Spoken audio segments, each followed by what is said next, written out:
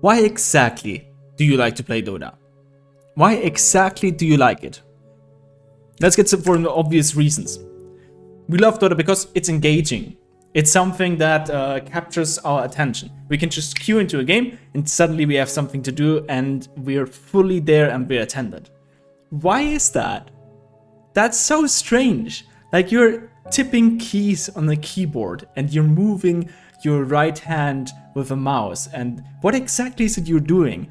You're bringing virtual icons of arbitrary heroes like deers and fishes to hit a tree. Why is that engaging? I think it's super interesting to ask those questions.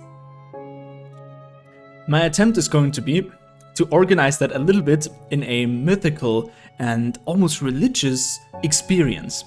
Alright, it's engaging. That's something we're looking from everything. Like in everything we do, we search that. And the fun thing is that oftentimes if we encounter something that's engaging, then it's engaging by itself. Like it springs out of its own nature. It's not work we have to do. Work means we focus our attention actively into something, and the only reason why we're sticking with it is because we trained our mind to send the spotlight exactly where we need it to be.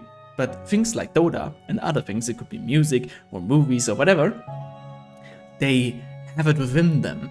They just catch our attention and immediately we're drawn to it. And there's a whole other magic in that than just stupid work we have to attend us because of some alternative reasons or motives that we're going after for. Another funny thing is, at least for me, when I play Dota, I forget the time. It's not like I'm in 40 minutes. It's like, gosh, I'm in 40 minutes and I don't have that item yet. Where did the time go? How wasn't I able to take the last hits? Why did everything go so quick?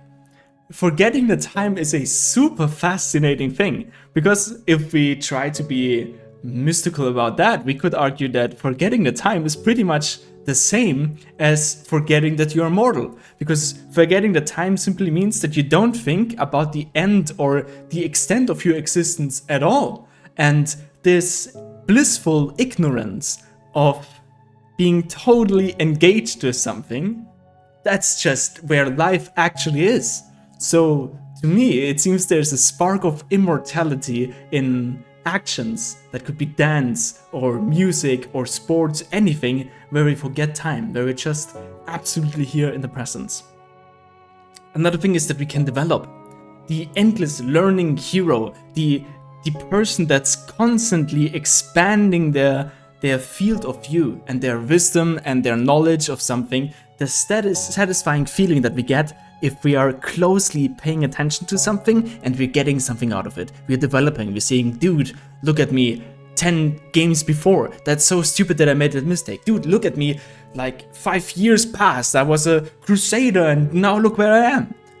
This kind of movement that indicates that you're actually going somewhere, that you're not stranded, that you have a chance to move forward and to better your life, to escape the suffering and the own limitation that you've set yourself at the present moment and move past that and get beyond that. I think that's something so incredibly satisfying, at least to me, that it's just lovely. It's absolutely lovely. That's why I love Dota. That's one of the reasons I love Dota, because I can develop, I can aim at a goal.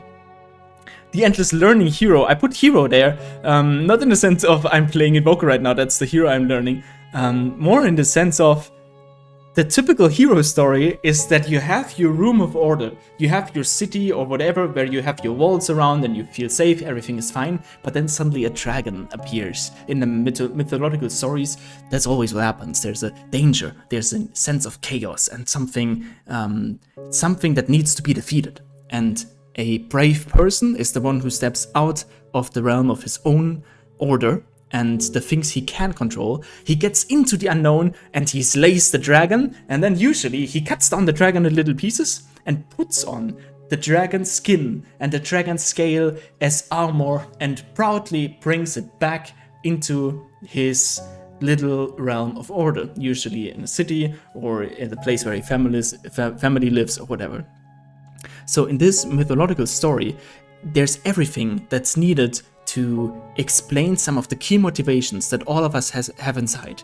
This urge to do something brave, to do something bold, to move forward into the unknown and to slay chaos and bring order back into the existing order and expanding the realm of light, basically. This is something that's really difficult to express, and maybe you just think that I'm crazy here, but I think this is exactly what we're doing in a different scale in playing Dota. And one of the reasons why Dota is so incredibly fascinating and hooking to us is because we cannot find a challenge in real life that comes even close to that. And you could argue, oh, this is such a sad life that you can't find it anywhere else. Maybe. But you can also argue, congratulations, you found yourself something that actually does it for you. Because not everybody can share that experience. If you have the experience in Dota that you did something astonishing and something crazy that goes beyond your limits that you had before, and that just explodes all of the barriers that you had in mind, and you develop further and forwards, then this is something so special that many people will envy you for it. I'm not trying though to point out Dota as like the solution to everything or whatever, but I'm just saying that's why I love Dota. And then another thing is we can actually compare it. We can compare it a little bit to Dota and religion. And I know religion. It's like a stupid topic for many. It's charged with everything, but ignore your presets of what you think about religion. The term religion in Latin simply means the things that you worship, and that simply all of that what that means is the things that you pay attention to, the thing that you look up to, where you have a feeling of like, wow, that's something beyond me, that's something that grips me, that's incredible, I want to have more of that. One of the key things of all those experiences is that you're aiming up. Aiming up is one of the most fundamental forces of human beings. Everything that we do is in a goal of aiming up, and we don't always see it, and actually there's a side of human nature that's just evil and looking to aim down maliciously and wants to make life more miserable and more difficult. But in all of us, I think there's an aspect of the want to aim up. You don't want to stand still. If you're standing still, you're continuing your suffering. And you don't want to aim down because then your suffering gets worse. Suffering is the first reality I think every human being can agree on. And then the only resolution out of that suffering is to aim up, to look for some star that you can get, can grasp, can get your hands on, and then you aim as high as you possibly can. And on that journey towards your goal, that's where the most gratification comes ever. And I can tell you that reaching Immortal was never ever as satisfying as getting every little step closer to it and having that goal since so long and moving up there and then finding it for yourself and seeing, dude, I'm making progress, I can do it. I can do it. I never thought it's possible. I thought I'm a legend and that's it. Then I got ancient. I thought that's it. Then I got divine. I thought that's probably it. And then I moved step by step. And who knows where this game will take me if I continue my effort. And this sort of movement is just so immensely satisfying to me that it's worth every single game that I'm frustrated. Leads into the next point, learning from mistakes. Mistakes are beautiful because they're so incredibly annoying. I just lost 4 games today in a row and I'm still wanting to queue up. This is horrible. After 2 losses, you should just stop queuing. I love the mistakes though, because it reminds me of what I'm doing wrong and it shows me immediately what I can do better.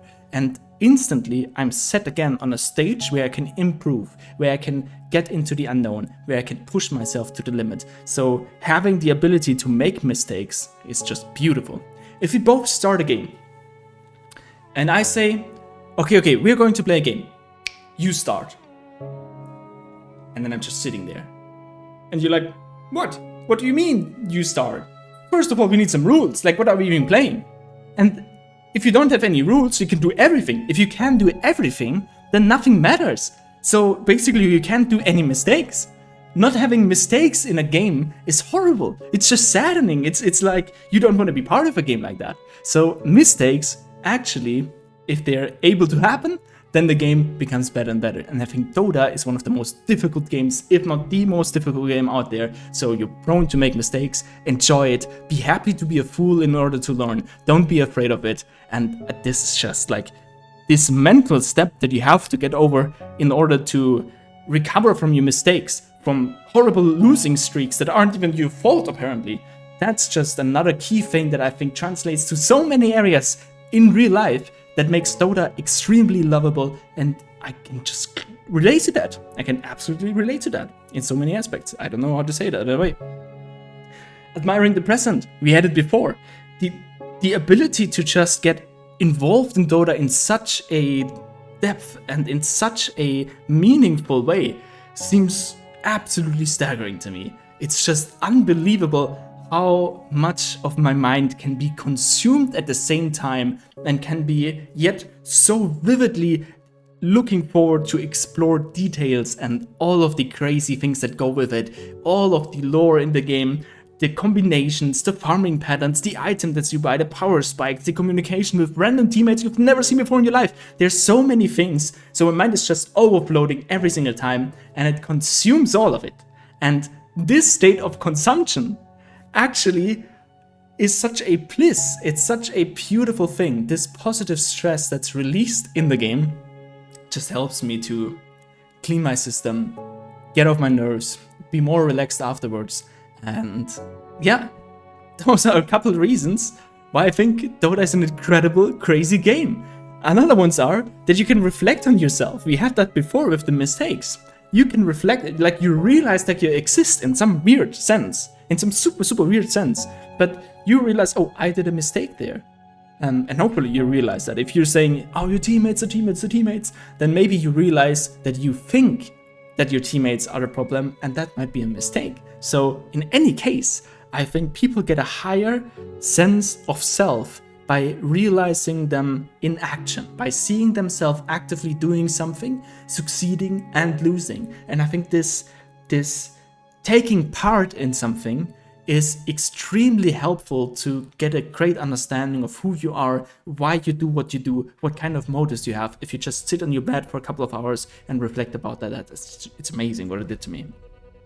Being part of a hierarchy. This might sound super weird as well. Everything I said so far sounds weird. I understand, I get it. But being part of a hierarchy is actually really important. I played shooters before, I played different games before, I went to sports clubs, I went into so many things before, I played music instruments, all fine. But what really struck me with Dota is the MMR calibration system. You have a rank, you get in there, you play your games, you are your rank. And to my experience, it's really, really accurate. People who buy accounts higher, they drop. People who buy accounts lower, they rise. So it clearly gives you a nice understanding of where you are at the game. And if you think that you're better than your teammates, newsflash, you're not. This means your place in the hierarchy is clearly determined, and that's beautiful, because only if you know where your place in the hierarchy is, you can move upwards, you can see other people, and instead of thinking, well, they just got lucky and I can't do anything to be there and there's no reason for me to try at all because the system is rigged and the game is unfair. The great thing about a strong hierarchy that actually works is that you can find your spot and you can aim upwards, you can move forward, and you can enjoy this wonderful experience of climbing. Slaying the dragons and winning the war, we had it before. This is the hero story, the typical hero story. And in Dota, we're literally slaying dragons. And I think it's just so cute that we are not playing some random, I don't know, construction or whatever. Even there you could draw some analogies, I bet. But the fact that we're trying to slay the dragons whilst playing dragons and monsters and other creatures that fight against each other just shows how much we're naturally inclined to be in that mystical world.